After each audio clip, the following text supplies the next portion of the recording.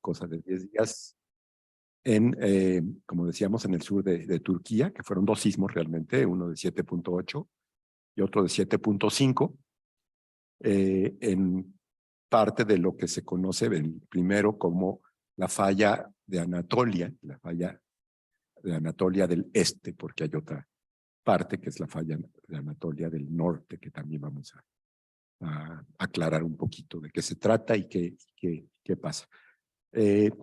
La mecánica va a ser que vamos a hacer una pequeña, muy breve introducción, hablando de generalidades sobre dónde ocurrió y cómo está el caso del sismo.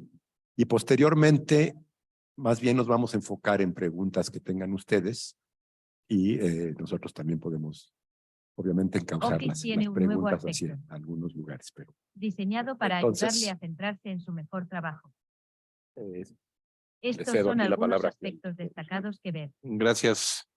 De forma predeterminada, el nuevo tema de Office ahora coincide con el tema de Windows, lo que hace que... Pues lo primero que vamos a hacer es situarnos en el espacio. Vamos a ver dónde sucedió el... Como desee, personalizando la cinta de opciones y creando no sé accesos qué está directos pasando ahí. con las nuevas opciones. Que está personalizando la cinta de opciones. Trabajo al siguiente nivel con las mismas excelentes características de colaboración. Evite distracciones y seleccione compartir. Envíelo a quien quiera y trabajen juntos en tiempo real. ¿Quiere probarlo? Active los cambios en el panel próximamente y háganos saber. ¿Se está oyendo algo? Bueno, creo que sí. Creo que ya estamos. Me voy a poner de pie para poder ver de lo que estoy hablando. Bueno, primero que nada, ¿dónde está Turquía? Turquía está casi podríamos decir que al este de Europa y al oeste de Asia. Al final del Mediterráneo, ahí está precisamente Estambul. Y bueno, aquí está un mapa más ampliado de Turquía. Está cerca de Grecia, aquí está Estambul, que es una ciudad bastante conocida, de la que se oye hablar bastante. Aquí está un recuadro con la situación de Turquía. Aquí lo vemos, la clásica bota italiana, España, Francia, en fin, el resto de Europa. Aquí está el norte de África y esta parte es donde está Turquía.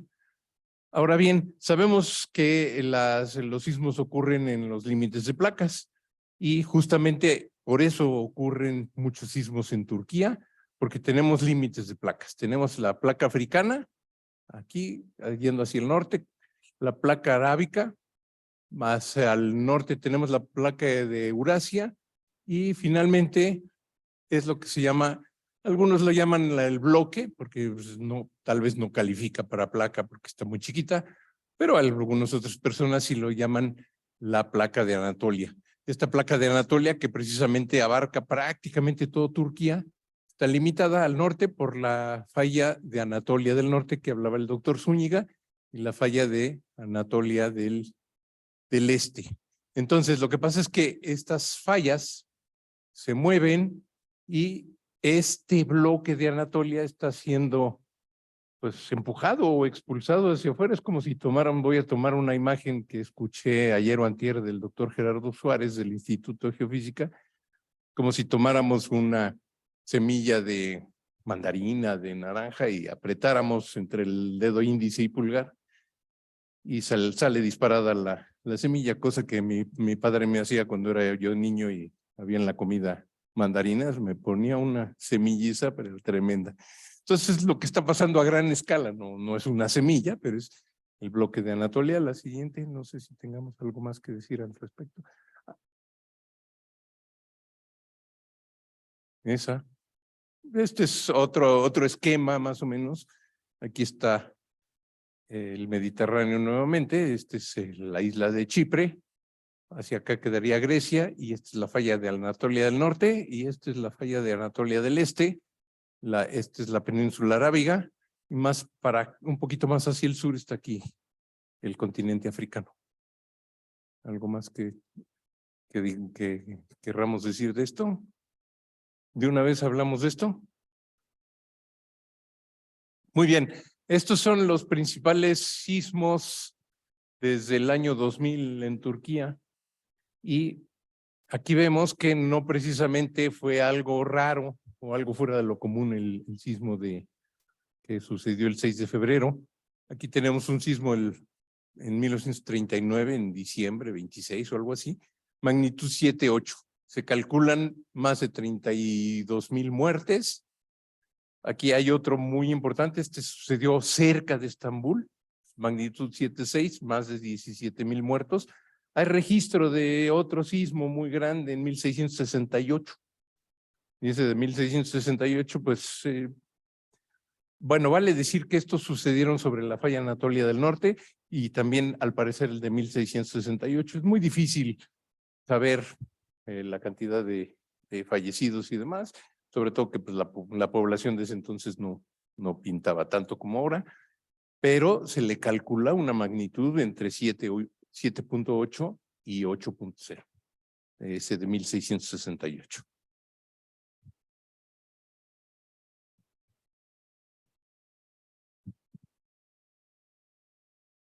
Les mostramos aquí en esta transparencia el registro de ambos sismos en la estación que tenemos acá de la red nacional. Está ubicada en el campus de la UNAM en Tequisquiapan.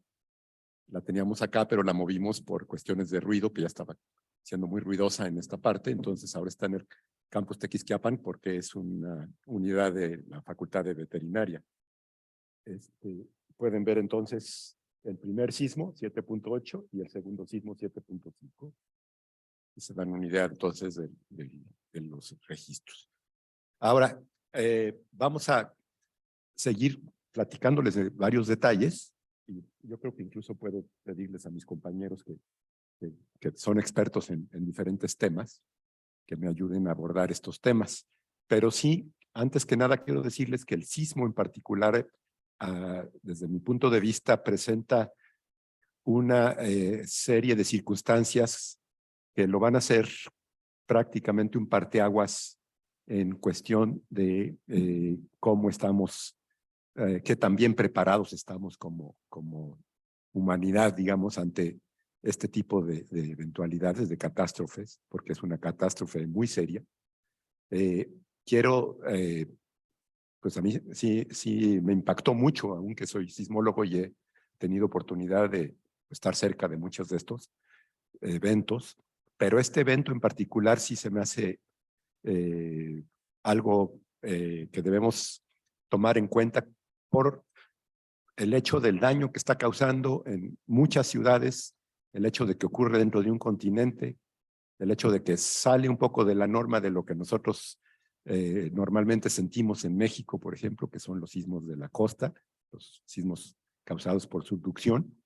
Este sismo es un sismo superficial en una falla de la corteza y el movimiento es transcurrente. Esto significa que son dos bloques que se mueven uno al lado del otro.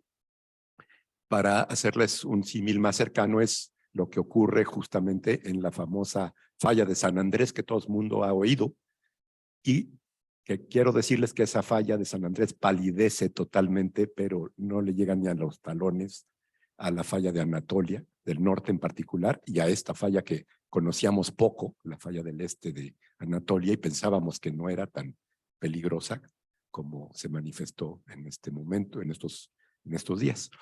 Les voy a poner una transparencia y le voy a pedir al doctor Carlos Mendoza que ahonde un poquito.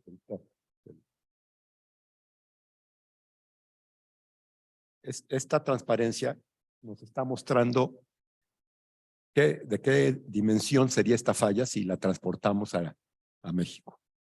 Está hecha, digamos, en su equivalencia geográfica, y lo que en este caso estamos poniendo aquí es la dimensión de la falla, y estos colores que ven aquí corresponden al desplazamiento. Y por eso le pido aquí al doctor Mendoza que platique un poco más de eso, cómo es que se obtiene eso. Okay. Porque él es justamente. ¿Podrás poner la gráfica de la localización para ver dónde realmente está ubicada esta zona en el mapa? Para que veamos ¿En en el anterior, en el tectónico. O sea, y que mostraba, mostrar dónde está realmente el sismo, dónde ocurrió y a qué corresponde. Es que sería... Sí, yo creo que con el marcador lo puedes, pones aquí. Aquí está lo el puedes resultado. mostrar, ¿no? Entonces, estamos hablando aquí de una, como mencionó el doctor Guzmán, aquí tenemos la falla de Anatolia del Este, la del norte también, que tiene sismos y ha tenido sismos muy frecuentes, muy grandes, muy devastadores, igual o parecidos a lo que ha ocurrido ahora mismo. Y la falla de la Anatolia del Este es esta falla de aquí. Los sismos, los dos, que son dos separados, 7.8, 7.5, 7.6, ocurren en diferentes segmentos alejados en distancia de cada uno. Y entonces lo que pasó realmente, lo que se observa es una ruptura a lo largo de la falla. O sea que se extiende por una distancia de más o menos 300, 350 kilómetros la longitud del área que fue afectada del posible deslizamiento de la falla, el desplazamiento lateral, como mencionó el doctor Zúñiga. Entonces, si regresamos a la que estabas mostrando aquí, Ramón, vemos que toda esta zona, y Ramón aquí lo que nos ha puesto es esa longitud de la falla, si la pusiéramos en el contexto del país, aquí cubriría una distancia que más o menos diría uno de Guerrero a Guadalajara, la distancia, perdón, de Querétaro a Guadalajara. Y entonces, en esta parte de la ruptura se ve, lo que estamos viendo es aquí una proyección, básicamente lo que tenemos es una, si podemos pensar en un rectángulo muy largo, de una falla donde está ocurriendo el deslizamiento lateral entre las dos placas, y estamos viendo dónde en esa zona, la parte roja y la más roja, más amarilla, es donde está concentrado el movimiento, el deslizamiento de la misma falla. Entonces, en este caso, pues se ve que justamente el sismo tuvo una especie de deslizamiento que no es uniforme a todo lo largo de la falla, sino está principalmente concentrado en ciertas partes y en ciertas partes otros segmentos que son donde hay mayor deslizamiento y por ende entonces esas zonas de mayor deslizamiento son las que generan mucho más energía sísmica, que producen las ondas sísmicas que pues nosotros pues y la población siente por encima en la superficie. Entonces eso es lo que estamos viendo, es para tener una idea más bien de la longitud, la distancia que cubre, el tamaño del deslizamiento, que es el orden de, son como 5 metros, 6 metros máximo, en diferentes lugares. Y también otra cosa importante que quizás aquí los colegas van a también poder compartir es por qué tantos daños. Es muy somero el deslizamiento, está a una distancia de 10, 15 kilómetros de la superficie, o sea, el deslizamiento principal, y llega hasta la superficie, por eso se ve se produce un deslizamiento en la superficie que, o sea, se genera una ruptura superficial que se puede ver, se puede percibir, o sea, visualmente y también obviamente se sentir. Entonces aquí, por ejemplo, el doctor Pierre Lacan trabaja en justamente ese estudio, del estudio paleosismológico para identificar rupturas fuertes y geológicas que se pueden presentar en el historial, ya sea histórico o prehistórico. Entonces, ese es el contexto. Sí, gracias. Si hay alguna pregunta o algún Sí, detalle. ahorita pasamos a las preguntas, Ok, nada más. perfecto. Justamente me das pie a la idea que más o menos tenía yo también, al haber montado esta falla, en dónde la puse, por qué la puse ahí. Y eso me da pie para que el doctor Pierre Lacan nos platique un poco más de sismos semejantes que ocurren en México, dónde ocurren y qué podría pasar en dado caso que pasara algo así, y si es posible. Okay. Entonces, antes de iniciar con la presentación, es que han podido ver que nos emocionamos un poco la longitud de la ruptura. Hay que entender que, bueno, entonces, como lo han explicado, un sismo corresponde al deslizamiento entre dos bloques. Básicamente tenemos dos bloques que van en dirección opuestas y al nivel de la falla se va a acumular energía cada vez que se mueven los bloques, pero hay una fuerza de fricción que impide el deslizamiento. Cuando hay suficiente fuerza acumulada, esta energía se va a liberar bajo la forma de un sismo. Y la cosa es que más hay un desplazamiento a lo largo de una superficie de gran dimensión, más hay una gran cantidad de energía liberada y entonces una magnitud importante. Entonces, cuando buscamos a identificar las fallas, tratamos de caracterizar su longitud, el desplazamiento que podría tener y gracias a eso podemos saber en una zona determinada qué magnitud podríamos esperar.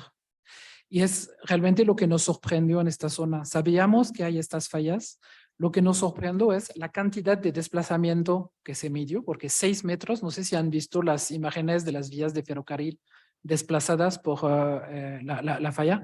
Es un desplazamiento realmente enorme y es una cantidad de energía liberada absolutamente enorme. Entonces, no, ¿me puedo levantar? Sí. Bueno, aquí voy a regresar a esta imagen. Si podemos, ¿puedes poner la primera imagen, por favor? Tengo el apuntador. Sí, por favor. Es que algo que me parece importante es que hay similitudes importantes entre México y Turquía. Y entonces este sismo nos manda un poco a nuestras debilidades. Bueno, para empezar, la falla que produce más sismos en Turquía es esta falla que está aquí al norte. Y entonces la mayor parte de los estudios se dedicaron a estudiar esta falla. La gente en Estambul está bastante preparada a los sismos porque hay estudios de esta falla. Muy pocos sismos habían sido llevados a cabo sobre esta falla y finalmente había una falta de preparación de la gente. En México tenemos un poco el mismo problema porque tenemos muchos estudios focalizados sobre la zona de subducción porque es claramente la zona que produce más sismos en México. Sin embargo, hay otras zonas que pueden producir sismos. Pero como estos sismos ocurren mucho menos seguido, hasta en unas zonas no hay memoria humana de haber conocido sismos porque son fallas que van a producir sismos cada 1000 años. Entonces, en los últimos 500 años no se han reportado sismos. Sin embargo, un día podría ocurrir. Y es el problema porque, por ejemplo, la gente en la costa en México, la gente que vive en Guerrero, en Oaxaca, sabe que hay sismos que se producen al momento de construir su casa, construyen parasísmico o cosas que o casas pequeñas. Pero en otras zonas donde no han ocurrido tantos sismos, hay mucho más autoconstrucción sin seguir planes muy buenos de construcción. Y entonces, si han visto las imágenes de las destrucciones aquí, hay edificios enteros que se pulverizaron porque no tenían realmente las reglas de construcción adecuadas. Entonces, si podemos ya regresar a la imagen en México. Bueno, entonces la zona de subducción de la cual les hablaba es esta. Aquí tenemos la placa del Pacífico que pasa por debajo del continente a una velocidad de 6 centímetros al año. Entonces, cada 30 años aquí vamos a tener sismos fuertes en toda esta zona que va de Puerto Vallarta en dirección de América Central. Hay otros sismos que ocurren en el sur de México a lo largo de un sistema de falla que pasa globalmente por la frontera, por Chic-Motagua, que también podría producir sismos importantes. Ha producido sismos importantes en el pasado, particularmente destructivos en Guatemala. Y más al norte tenemos un sistema de falla también conocido que pasa por Mexicali, donde hubo un sismo en 2010, bastante importante, que corresponde a la llegada en México del sistema de falla de San Andrés que pasa por California. Pero también hay otras fallas menos conocidas que cruzan el centro de México. Estas fallas son particularmente interesantes y importantes de estudiar para nosotros porque más del 50% de la población vive en el centro de México por el clima que es bastante agradable y el suelo bastante fértil en el medio de los volcanes. Sin embargo, históricamente hemos conocido sismos de magnitud muy importante, hasta 7.2, en toda esta parte del cinturón volcánico transmexicano. El problema que tenemos aquí es que, el problema y la bendición que tenemos aquí es que en los últimos 100 años no hemos conocido sismos fuertes. El último fue Jalapa en 1920, en esta zona. Antes subió Acambay en 1912. Acambay está a 80 kilómetros de aquí, en el Estado de México, al lado de Amealco. Y aquí hubo un sismo de 6.9. Entonces es una zona donde puede haber sismos, pero 100 años es mucho para la memoria humana y no tenemos conciencia que puede haber sismos en toda esta región que va de la Ciudad de México, pasando por Guadalajara hasta Puerto Vallarta. Entonces pasando por Morelia, Querétaro, León, etc. Es por eso que decidimos reportar esta falla aquí. Los estudios que hemos realizado hasta la fecha nos indican que una ruptura de este tamaño es muy poco probable en esta zona, pero sismos de magnitud considerable sí podrían ocurrir. Y hay que imaginar que una falla que pasa justo por debajo de una ciudad puede provocar aceleraciones, entonces destrucciones, movimiento de suelo muy importante, y hasta un sismo de magnitud relativamente bajo de 5.5 puede provocar destrucciones. Hay ejemplos, por ejemplo, hay ejemplos en España. En 2011 hubo un sismo en Lorca que de magnitud 5.4 e hizo víctimas porque era una ciudad particularmente despreparada. Nunca habían tenido sismos históricamente y nadie sabía cómo reaccionar en caso de que ocurriera un sismo. Ya, Sí, perdón, hablo mucho.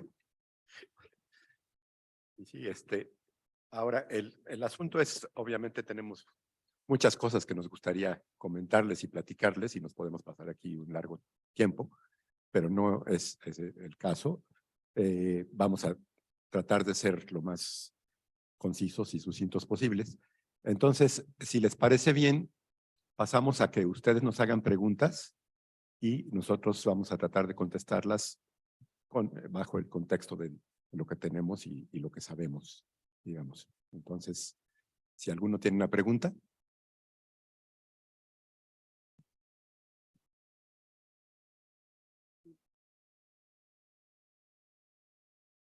Sí. Entiendo, ¿no? Ok, gracias. No, le retransmito una pregunta que me han hecho. Me dijeron, si hubieran tenido la alerta sísmica, quizás muchos hubieran salvado. Comentar un poco si es posible en ese tipo de ambientes geodinámicos, tipo de procesos que llevan a sismo, ¿es factible una alerta sísmica o no? Bueno, empiezo con una parte de la respuesta que seguramente mis compañeros me podrán complementar. En este caso no hubiera funcionado la alerta.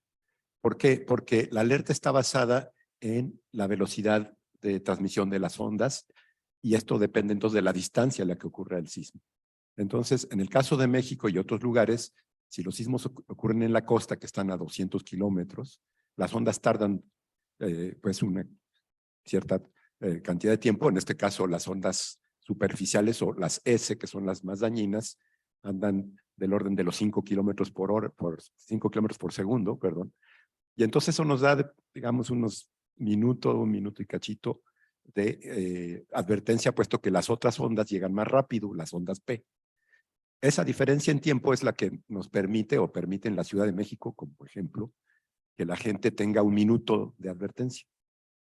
En este caso no podría ser porque están ocurriendo los sismos justamente en la falla, que la falla está a escasos 10 kilómetros o 15 de las ciudades, y entonces no da tiempo, o sea, van a estar recibiendo la alerta cuando al mismo tiempo que reciben las ondas peligrosas. Sí, incluso más que 10 kilómetros encima, o sea, las casas, la población, la construcción está justamente encima de donde corre la falla, donde hubo desplazamiento, y esto es muy común en Turquía. Es una zona muy poblada.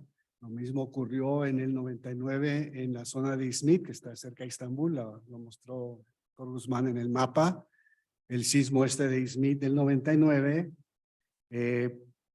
pasó algo muy similar, a pesar de que la tabla dice que son 17,000 muertos oficialmente, se estima que fueron entre 30,000 y 40,000. Ahorita mismo el sismo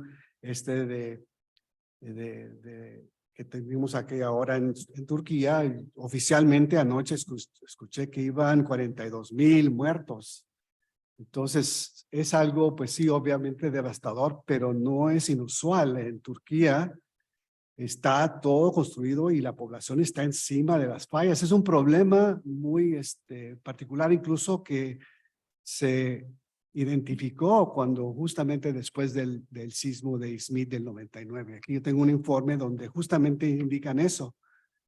La idea de que en los países pocas veces, o se hace muy poco en tratar de limitar la construcción en zonas propensas a deslizamiento. Entonces aquí imposible tener un sistema de alarma. No hay suficiente distancia donde están sintiendo, porque la alerta sísmica, ¿cómo funciona? O sea, tenemos sensores en la costa, aquí en México, que detectan el sismo. O sea, lo sienten, lo detectan, y porque lo detectan amplitudes mayores a cierta cantidad.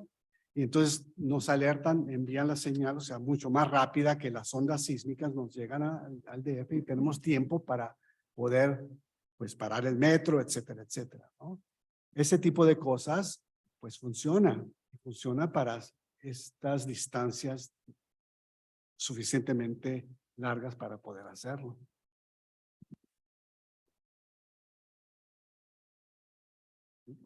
¿Alguna otra pregunta? Aquí hay una pregunta. De este lado. Sí. Adelante, por favor. Se escucha bien. Sí. Sí.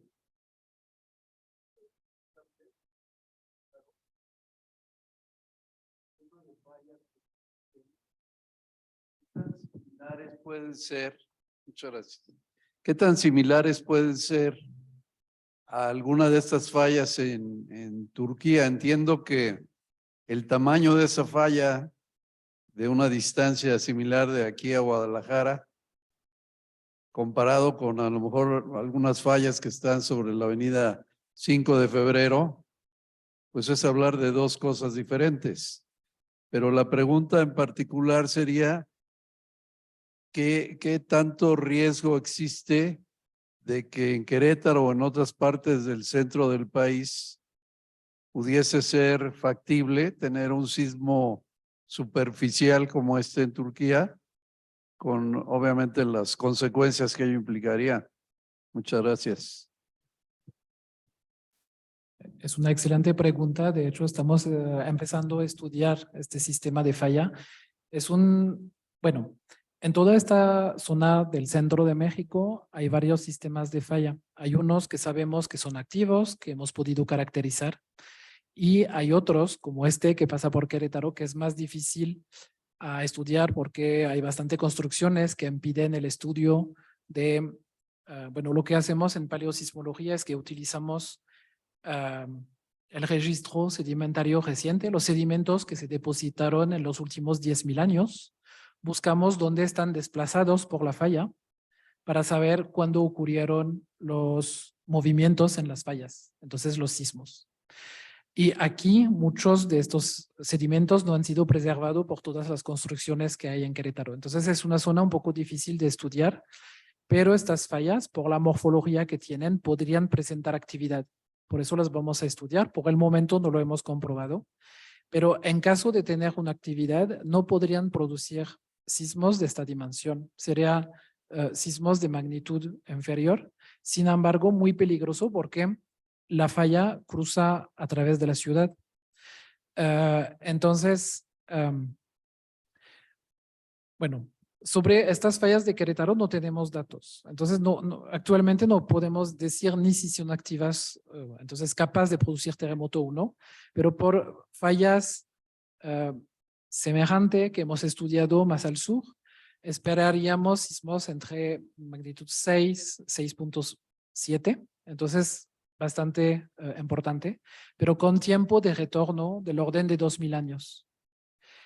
Este tiempo de retorno es bueno porque hay mucha chance que no conocemos el próximo sismo, pero es malo en el sentido que no tenemos memoria humana de haber conocido sismo en esta zona. Entonces, no es porque no hay sismo que no puede haber. Bueno, no es porque no nos recordamos que hubo sismo que no podría haber sismos.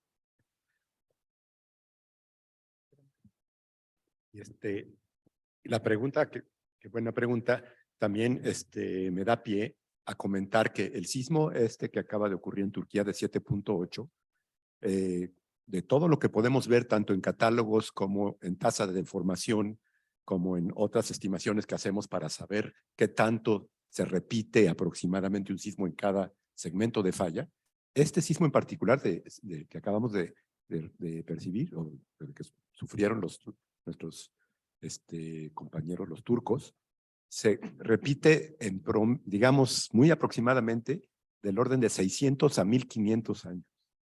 600 a 1500. O sea, justamente les tocó a los turcos, en este caso, un sismo que no había pasado nada en 1000 años, ahí en ese lugar. Y lo que dice Pierre es muy, muy importante, porque entonces uno puede decir, no, pues son cada 1000 años y no pasa nada, pero si el último sismo ocurrió precisamente hace 1000 años, pues entonces sí estamos en problemas, ¿no? Y entonces es importante, muy importante conocer este tipo de estimaciones.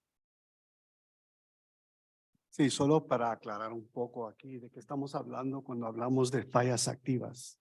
O sea, una falla activa está definida como una falla tectónica, que tiene movimiento, donde sabemos o tenemos conocimiento de que ha tenido un sismos asociados a esa falla en los últimos 11.7 mil de años, o sea, 11.700.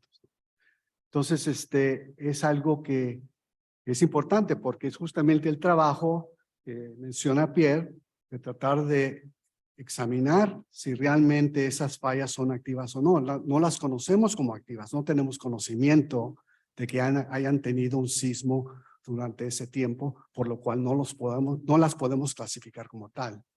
Y entonces, enfocarnos más bien en las zonas donde sí ocurren. Aquí estamos hablando de sismos que ocurren en una zona de límites de placas, donde hay deformación a raíz de esfuerzos muy altos que se generan las placas mismas, que es muy diferente a los esfuerzos que se generan dentro del continente, como aquí en la zona de Querétaro, que llamamos intraplaca, donde sí hay esfuerzos que pueden incrementar y pueden disparar fallas geológicas preexistentes, de alguna manera disparar deslizamiento en esas fallas, pero si no tenemos conocimiento de que tengan esa actividad sísmica, no las podemos clasificar como tal y no es necesariamente una falla activa. Entonces, para tenerlo claro que eso es el trabajo del científico, de los paleosismólogos, de tratar de ver dónde posiblemente hay fallas activas. Las hay. Las fallas de Acambay son completamente activas. Son toda una zona de deformación que puede generar sismos hasta magnitud 7 que sí sabemos y conocemos de ese historial. Solo para completar sobre la velocidad de las fallas, como les dije, en la zona de subducción, entonces la placa del Pacífico pasa debajo del continente con una velocidad de 5-6 centímetros por año. Las fallas en el Graben de Acambay son bloques que se separan con una velocidad de 0.1 milímetro al año. Entonces, en la costa del Pacífico vamos a tener sismos cada 30 años en promedio. Y en la zona de Acambay, en la falla que rompió en 1912, provocando la destrucción total de la ciudad de Acambay y de Amealco, justo del otro lado de la frontera con el Estado de México. Esta falla la hemos estudiado y tiene un tiempo de retorno de los sismos, es decir, en promedio hay un sismo en esta falla cada 3.500 años. Entonces, 3.500 años es enorme. Es mala suerte que nos toca, pero en 1912 les tocó. Entonces, son fallas que hay que considerar en el peligro. Claro que no tienen el mismo peso que estas fallas más rápidas en límite de placa, pero son fallas que hay que considerar porque una población despreparada es lo peor que puede pasar en caso de un sismo.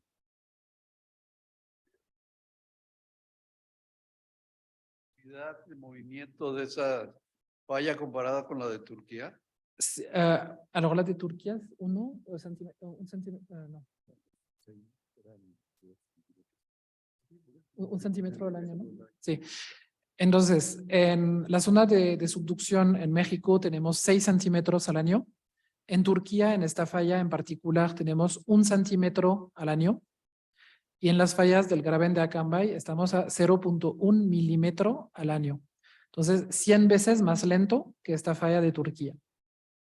Pero 100 veces más lento no significa un sismo 100 veces menos fuerte. Significa que hay más espacio entre cada sismo, pero de toda forma podría ser un sismo importante.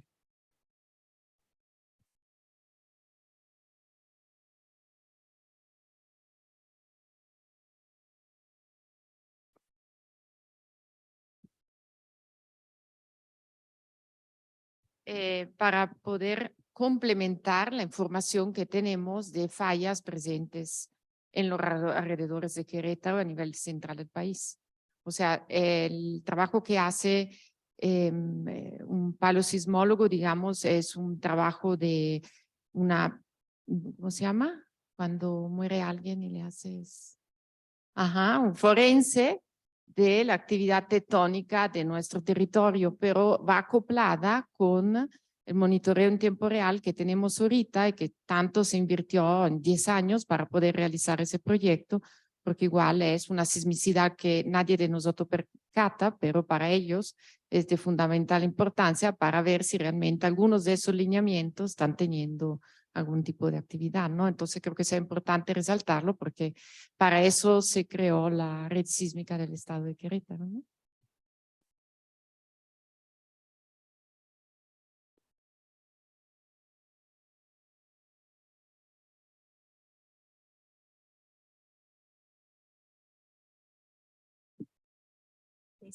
Bueno, pues no han hablado de las aceleraciones, cosa que pues, es muy importante en estos eventos. En el 85 en México hubo aceleraciones muy fuertes en la zona lacustre, según tengo entendido. Yo no soy sismóloga, ¿no? ¿Por qué hubo aceleraciones tan fuertes en los sismos de ahora? Más fuertes inclusive que los de 85 en México. Sí, es una pregunta muy buena. Y sí es es otra de las características de este sismo que lo hacen destacar completamente. Hay algunos datos de que un par de estaciones sobrepasaron 2G de aceleración, o sea, 2 veces la aceleración de la gravedad. Esto ha ocurrido en un puñado, si no es que cuando más 3 veces, quizá menos. Sí, o sea, nosotros que hemos trabajado toda nuestra vida no hemos visto aceleraciones de ese tamaño, nunca. Pero sí se sabe que hay por ahí algunas que podrían haber llegado a esto. Todavía se están analizando, pero aquí está un mapa que muestra lo que se llama la aceleración pico y está medida en las estaciones. Tienen una red muy buena, por cierto, los turcos, y las estaciones estaban, muchas de ellas a lo largo de la falla. Entonces aquí esto que se llama PGA significa aceleración del terreno pico, o sea, lo máximo. Y pueden ver que va desde muy poquito hasta, en este caso, 1.3. ¿Sí? Entonces, lo más que está mostrando aquí es 1.3, que es lo que sí se ha demostrado totalmente que ocurrió. Ya es más de un G, más de un G también es tremendo. Para darles una idea, si recibimos una aceleración de más de un G, pues significa que el objeto le gana la gravedad y va a brincar, ¿sí? Va a poderse elevar. Entonces, imagínense un edificio. Entonces, aquí estamos viendo las aceleraciones rojas son cercanas a un G. Eso es una aceleración que pocos edificios soportan. Eso sí se lo digo también. A menos que estén realmente reforzados de una manera extraordinaria, porque no se consideran aceleraciones de un G tan factibles. Ahora, en el caso de la Ciudad de México, estas ocurren por efecto de amplificaciones en sedimentos del lago. En este caso no fue así. Aquí no es que sea efectos de sedimentos, no son amplificaciones, son efectos directos de la velocidad de ruptura. O sea, la manera en la que la ruptura se va desplazando cambia de velocidad, va a tener unos segmentos donde se desplaza más rápidamente que otros. Se ha visto incluso que algunos son lo que se le llama super shear, o sea, que están por encima de la velocidad de ruptura común. También esto ya se evidenció con algunas estimaciones. Y pues todavía está investigándose por qué es que ocurrieron estas aceleraciones tan fuertes. Pero también esto me lleva a comentarles que los reglamentos de construcción de la zona estaban bastante bien hechos. Si las construcciones seguían estos reglamentos, pues, y lo vieron ustedes, muchas de ellas están en pie. Podían, dadas estas aceleraciones, se hubieran caído todas completamente. Y vemos que no, que se cayeron ciertos edificios de cualquier manera. O sea, sí soportaron aceleraciones tremendas. Y sin embargo, estamos diciendo que pues sí, es una aceleración que no se esperaba. No se esperaba que fuera a ese nivel en esta zona. Les voy a mostrar un pequeño, otros mapas con los daños, o sea, los edificios que se colapsaron, en dónde se colapsaron, y para que vean que no están todos a lo largo de la falla, etcétera, ¿no?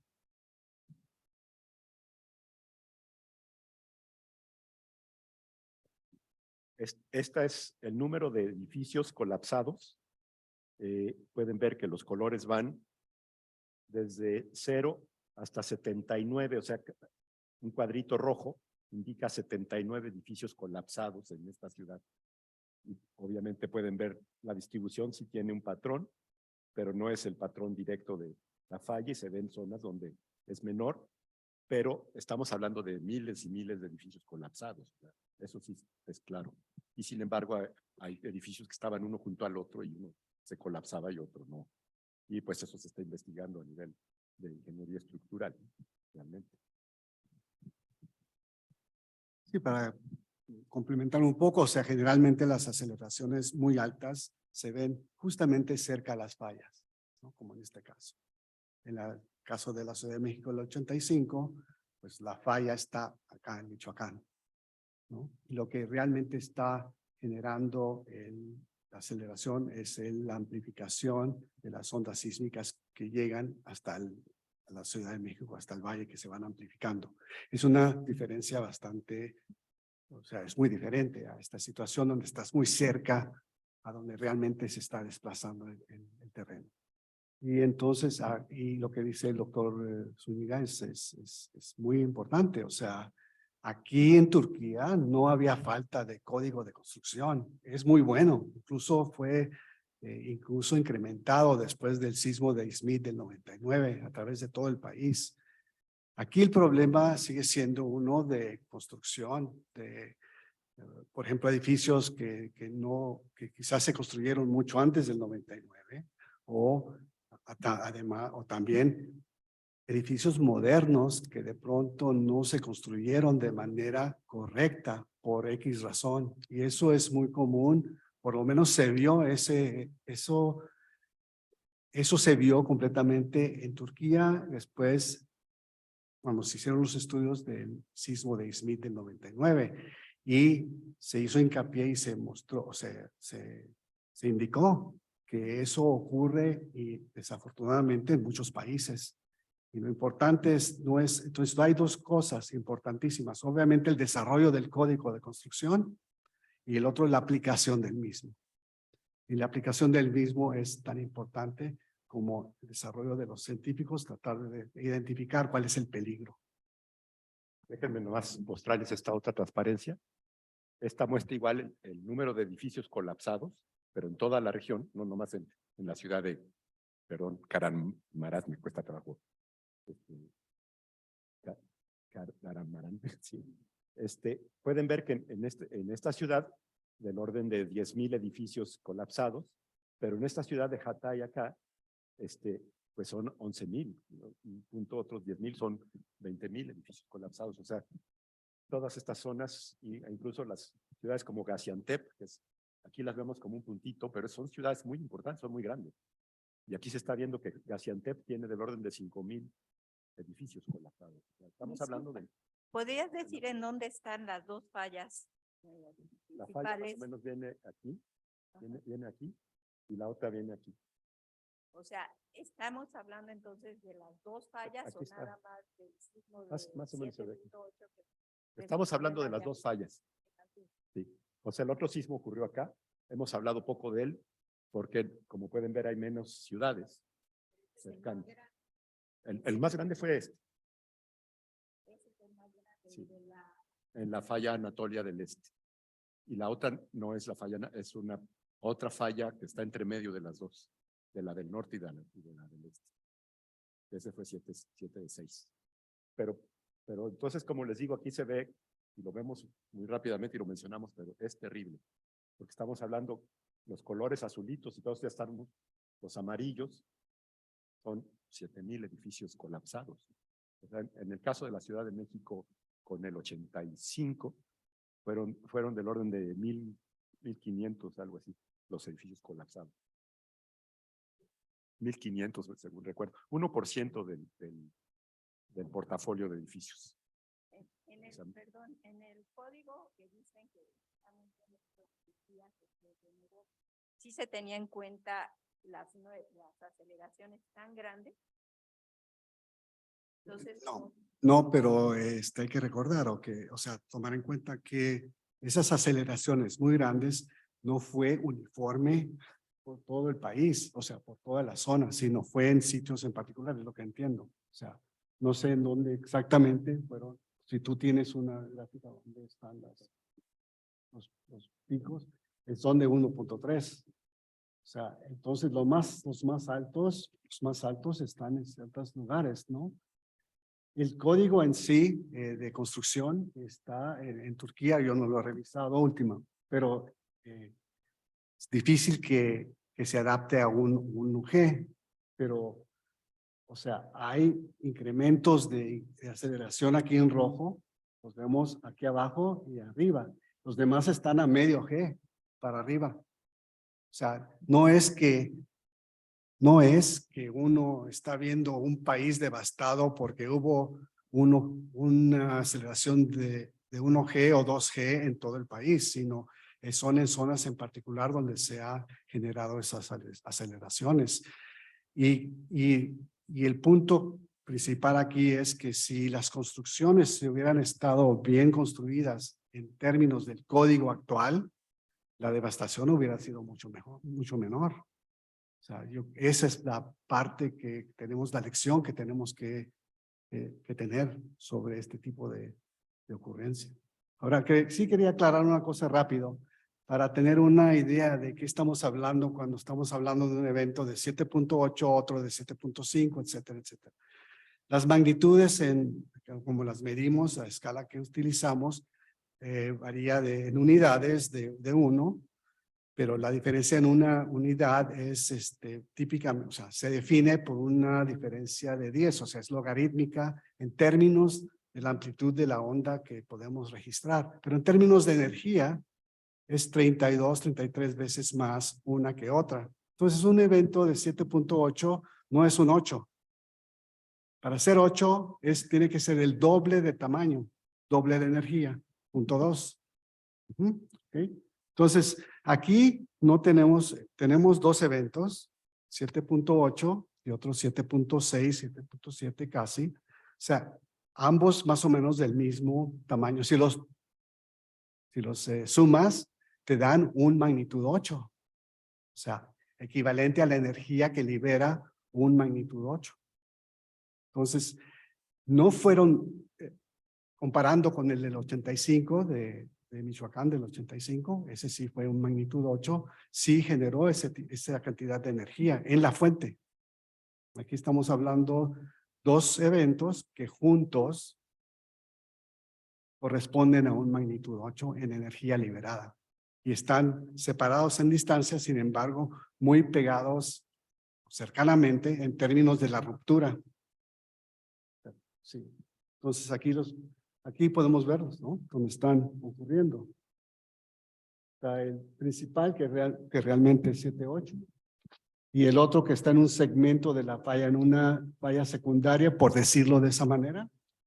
Y las rupturas se extienden a lo largo aquí y luego con este pedazo acá. Entonces aquí tenemos un sismo que tiene una ruptura de cierta longitud del orden de 50, 60 kilómetros por ese orden. Y acá una distancia de falla de 300 kilómetros con ruptura o con movimiento, deslizamiento en diferentes partes de la falla. Entonces, juntos, a pesar de que ocurrieron, creo que 9, 10 horas separación, juntos corresponden a una magnitud 8.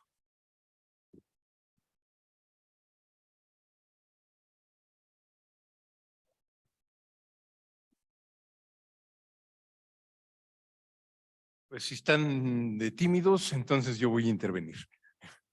Tímidos y tímidas. Quiero también hacer hincapié en la dimensión social del fenómeno. Se ha hablado del reglamento de construcción y todo esto. En efecto, se excedieron las aceleraciones, es decir, el suelo se movió de manera horizontal y vertical. Se movió más de lo que podía prever el reglamento de construcción. Se ha hablado mucho de que el gobierno en todos estos años se hizo, como suele decirse coloquialmente, de la vista gorda y permitió incluso construcciones a partir del 99, este parteaguas que representa el sismo de 1999, en el occidente, en la parte más occidental de la falla de Anatolia del Norte. Entonces decía yo, el gobierno como que miró para otro lado y permitió muchas construcciones, pero pues también no hay que perder de vista ciertos aspectos. Muchas veces los gobiernos tratan de, sea bueno o sea malo, tratan de proveer vivienda para la población. Y otra cosa en la que no había pensado, pero en una charla que escuché por Zoom hoy en la mañana, llamó mi atención, es que Turquía es el único país que ha aceptado migrantes sirios. Es decir, Siria desde hace varios años, no sé cuántos, pero pues cuando menos 10 tal vez, está en una guerra civil y ha desplazado a muchísima gente. En todo este tiempo, Siria ha aceptado del orden de 3 millones de desplazados. Perdón, Siria. De la guerra de Siria se han desplazado hacia Turquía 3 millones de personas. Entonces, pues de alguna manera hay que atender las necesidades de tanta gente que llegan inesperadamente en todos estos años. Entonces, no nada más hay que ver el aspecto legal y decir, no cumplieron con los reglamentos, que entre paréntesis ya hay, según las noticias de los periódicos, ya hay algo así como 52 personas responsables de obra, aquí les llamaríamos, encarcelados por no cumplir con los reglamentos de construcción. Entonces, pues no hay que perder de vista toda esta parte social también, que muchas veces no es culpa ni de la población ni del mismo gobierno. Ya sabemos que el gobierno de Turquía no es precisamente el mejor del mundo y demás, pero no hay que perder de vista también los pros y los contras. Y Marco, qué bueno que mencionas eso, porque no habíamos mencionado a Siria realmente hasta ahorita, ¿no? Y sí hubieron bastantes problemas, una catástrofe también en Siria, y el problema fundamental es que Siria no está al nivel de Turquía en cuanto a instrumentación, en cuanto a preparación, en cuanto a códigos de construcción, en cuanto a nada. Además de que es una zona de guerra y entonces pues nos ha llegado muy poca información sobre las zonas devastadas. Conocemos poco sobre los daños, sabemos que es importante. Afortunadamente no había ciudades, bueno, estaba Alepo, sufrió, pero no está a una distancia tan cercana como las ciudades turcas. Sin embargo, sabemos que sí hubo una destrucción importante. Hubieron construcciones medievales en Siria que se sufrieron colapsos parciales, como un castillo, por ejemplo, en una loma, ¿no? Que data de por ahí de 1500, una cosa así, lo cual nos está evidenciando, obviamente, que habían pasado pues más de 500 años sin que hubiera pasado nada, ¿no? Pero sí, también Siria sufrió bastante y pues desafortunadamente sabemos poco de los detalles.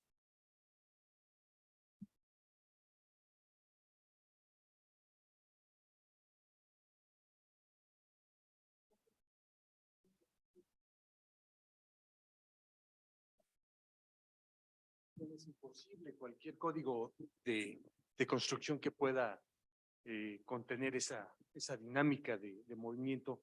No se puede reglamentar que en esas zonas en específico las construcciones tengan características o evitar construcciones más elevadas de cierto número de pisos, o esos focos de aceleración se pueden mover y no necesariamente repetirse en esa zona, sino son aleatorios.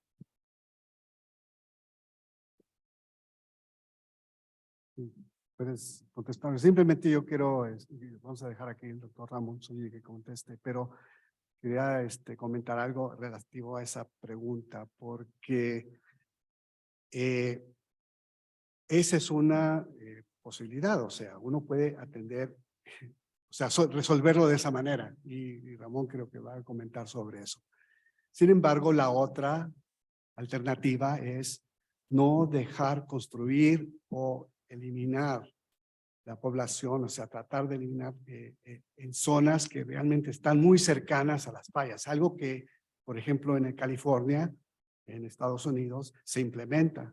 Hay un reglamento que específicamente no puedes construir en esas partes muy cercanas a las fallas, pero pues en otros países, o quizás que no son California, pues es más difícil implementar ese tipo de método, pero simplemente quería mencionar eso. Sí, tu pregunta, Juan, es también muy válida, claro, y muy importante.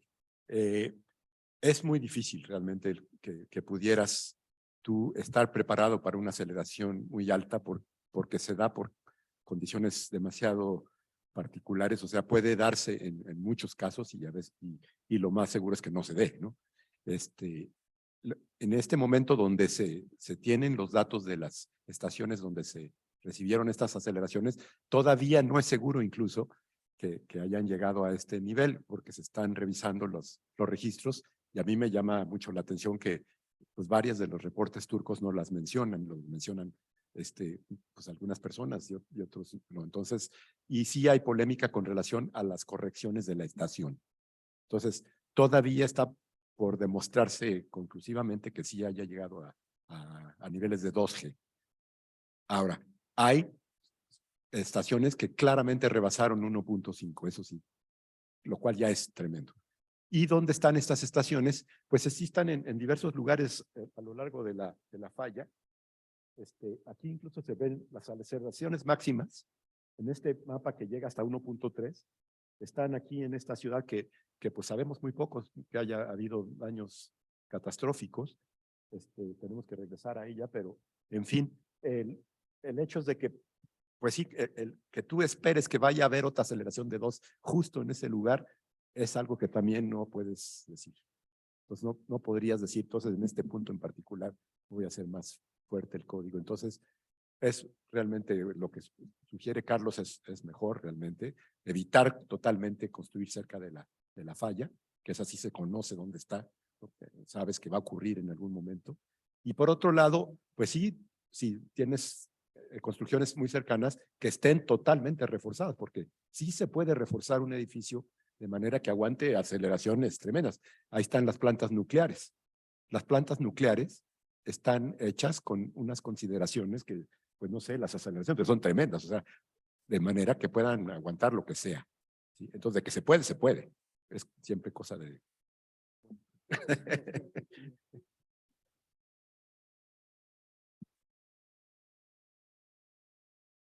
Sí, eso también. ¿Había otra intervención de este lado? Sí, adelante.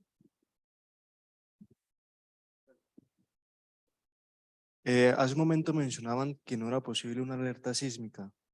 Entonces, ¿qué otra opción podrían tener los turcos, o bueno, los de Siria también, para tener una alerta sísmica? Por ejemplo, no sé, premonitorios o algo así relacionado con algo que ocurra antes de la ruptura o que lleguen las ondas superficiales. Perdón, pero contesto rápido una cosa y ustedes se siguen. Sí, tal vez no me expresé muy bien al decir que no serviría una alerta sísmica. No sirve para las comunidades cercanas, ¿sí? Pero para las comunidades que están por acá, sí les sirve. ¿Sí? Entonces, a estas comunidades que estuvieran en una distancia adecuada, digamos más de 100 kilómetros, sí tendrían manera de que un sismo que ocurra en una falla como estas, pues tengan una... Pero para las advertencia. que están sobre la falla. Sobre la falla, volvemos al punto, a ellas sí, a esas sí no les va a servir de nada. Mi la alerta, pregunta ¿no? va enfocada más que todo para esa comunidad. Sí. Ahora, premonitores es muy difícil todavía hasta la fecha que los puedas usar como una forma de alerta o de advertencia. Muchos sismos no tienen ningún premonitor, algunos tienen pocos, algunos tienen sí, muy importantes, pero no es algo que tengas suficiente confianza, no la tenemos estadística ni científicamente para basado en premonitores, hacer una alerta, aun cuando ha habido casos exitosos en el mundo, como ocurrió en China en 1976. ¿No? Sí. Que ahí hubieron premonitores, tan es así que la gente se salió de sus casas y se fue a dormir afuera, y ellos mismos se salvaron, o sea, porque estaban sintiendo sismos Y que bueno, no ocurrían. sé si también, bueno, ya es un poquito más diferente. Premonitores electromagnéticos, por ejemplo, no sé si conocen del... Sí, o sea, esta idea de saber o tener idea de cuándo puede ocurrir o un sismo que viene, etcétera, pues es muy difícil. Premonitores, como dice el doctor Zúñiga, pues sí se han observado. El problema, como él bien lo dice, no, es que no puedes tú saber si esos premonitores realmente, primero, que si realmente va a haber premonitores para antes de todos los sismos. Segundo, si los hay, si realmente predicen que va a haber algo. En otras palabras, hay cosas que podemos identificar, como estás hablando de la parte electromagnética, eléctrica, etcétera, movimientos, o sea, flujo de niveles freáticos de agua, etcétera, los movimientos de las cucarachas o lo que tú digas, es muy difícil poder identificar eso como algo diagnóstico. No tenemos esa capacidad ahora. Y entonces, regresando a la pregunta, la idea aquí no necesariamente para nosotros hoy en día es tratar de contestar si podemos prevenir o de alguna manera alertar, sino enfocarnos en la parte de la construcción, enfocarnos en la implementación correcta de lo que podemos identificar, que es el código de construcción y los códigos de construcción, que al final de cuentas son los que realmente van a poder de alguna manera mitigar los riesgos que podemos tener. Entonces, por ahí va el asunto. Podría decir mucho más sobre la predicción. Ha habido muchos estudios que se han hecho, particularmente en los 80. Se invirtió mucho dinero y hay tantos variables involucrados que no estoy diciendo que sea imposible, pero sí, hasta ahora es muy difícil poder identificarlos hoy en día para poder tener un programa de premonitores de predicción. Abundando en la cuestión de la predicción sísmica, ¿Qué cosa es la predicción? La predicción es adelantar en el tiempo, decir dónde va a ocurrir un sismo, cuándo y de qué tamaño. Eso sería hacer una predicción. Y lo que estás mencionando, pues ya está entrando en ese terreno de la predicción. Y hasta ahorita, por más que se han hecho intentos, como mencionaba el doctor Mendoza, se han estudiado comportamientos de animales, emisión de radón, hay muchísimos estudios. No se puede hacer hoy en día una predicción con esas características, que eso sería realmente una predicción. ¿Dónde, cuándo y de qué tamaño? Para entender bien la dificultad, bueno, no la dificultad, la imposibilidad de la predicción, hay que regresar a lo que es un sismo y entonces lo que es una falla. Cuando imaginamos la superficie entre los dos bloques, podemos imaginar mi mano en esta mesa. Se va a acumular energía si empujo y hay una fuerza de fricción entre mi mano y el mantel que hace que no se puede deslizar. Y si empujo suficientemente fuerte, va a deslizar. En este caso, podría eventualmente tratar de calcular qué fuerza tengo que empujar para superar la fuerza de fricción que puedo calcular porque es un mantel que conozco la composición y es mi mano.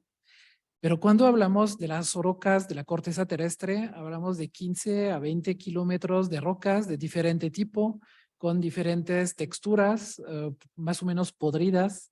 Y entonces vamos a tener una imposibilidad de predecir el comportamiento de fricción en esta falla porque puede romper una primera vez y cambiar de textura. Y entonces la fricción va a cambiar para el siguiente sismo. Y el otro problema es que no estamos en capacidad de calcular la cantidad de esfuerzo que se acumula a los límites de las placas. No sé si me explico. Bueno, entonces aquí, de este lado, hemos un poco dejado últimamente de buscar la predicción porque hay limitantes que no podemos superar. Lo que sí podemos hacer es preparar las infraestructuras y la población. Por ejemplo, en el sismo de 2011 de Japón, hay muy pocos edificios que se cayeron porque en Japón hicieron reglamento de construcción muy fuerte y los japoneses estaban muy bien preparados. Bueno, aparte de la central nuclear, pero hay esfuerzos que podemos hacer sabiendo dónde podría ocurrir un sismo y sabiendo qué magnitud podría tener. Y entonces es un poco lo que estamos buscando hacer, trabajando entre sismólogos, paleosismólogos, geomorfólogos, bueno, todas estas especialidades para poder caracterizar en cada zona qué es el máximo, el sismo máximo esperable. Y aunque no sabemos cuándo va a ocurrir, podemos comunicar esta información a las autoridades para que tomen decisión en términos de reglamento de construcción, pero también en términos de preparación de la población para saber cómo reaccionar. Regreso al ejemplo del sismo de Lorca de 2010. Nadie esperaba este sismo y mucha gente, 11 personas fallecieron, ninguna porque un edificio se derrumbó, más que todo porque salieron de los edificios y los techos eran de tejas que no eran fijas en el techo y resbalaron. Entonces, ¿cómo decir?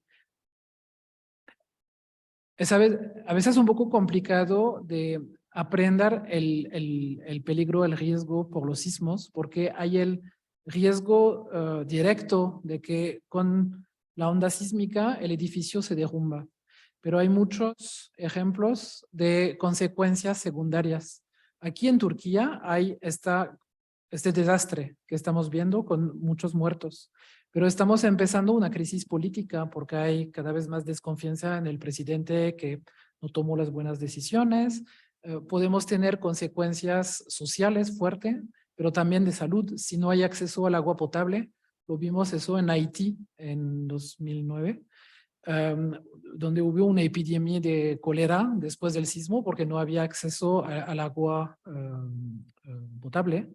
Y entonces hay se acumulan las desgracias, ¿no? Entonces, todo eso podemos hacer una sociedad más preparada, más resiliente, que no es la misma cosa si después de un sismo hay una intervención fuerte de autoridades, de otros países, de aliados, para ayudar a reconstruir las redes energéticas de agua, para traer comida y todo eso. Y realmente la diferencia puede ser enorme solamente con esta preparación, sin ir a buscar la necesidad de predecir cuándo va a ocurrir el sismo, porque por el momento es imposible. Nada más redondeo un poquito el comentario de Pierre, que es muy pertinente, diciendo que los reglamentos de construcción en México es algo en el que sí se tiene que pensar y tenemos que trabajar mucho para convencer a las autoridades de que se hagan, porque no hay reglamentos de construcción. Aquí mismo en Querétaro tenemos reglamento de construcción que se refiere, si uno va en el diseño antisísmico, lo refiere uno a las normas particulares, no me acuerdo cómo se llaman, uno las busca, no las van a encontrar, no existen esas normas. Entonces, si aquí mismo no tenemos un reglamento de construcción adecuado, pues esto mismo pasa en otras ciudades, claramente, ¿no? En Puebla, se va a repetir en Puebla, misma Guadalajara, no sé qué también están, ya no hablemos de otras ciudades como Monterrey, etcétera, que están menos sujetas a este tipo de problemas, pero de todas maneras tenemos que tener reglamentos de construcción que tomen en cuenta sismos en todo México. No lo tenemos, solamente la Ciudad de México, Acapulco, no sé, son 3 o 4 casos, Oaxaca.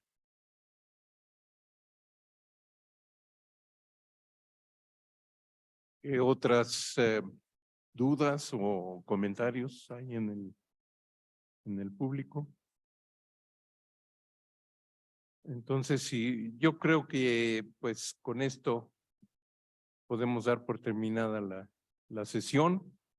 Agradecemos mucho que se hayan tomado el viernes en la tarde para asistir a esta presentación y pues gracias nuevamente y estamos a la orden en el Centro de Geociencias.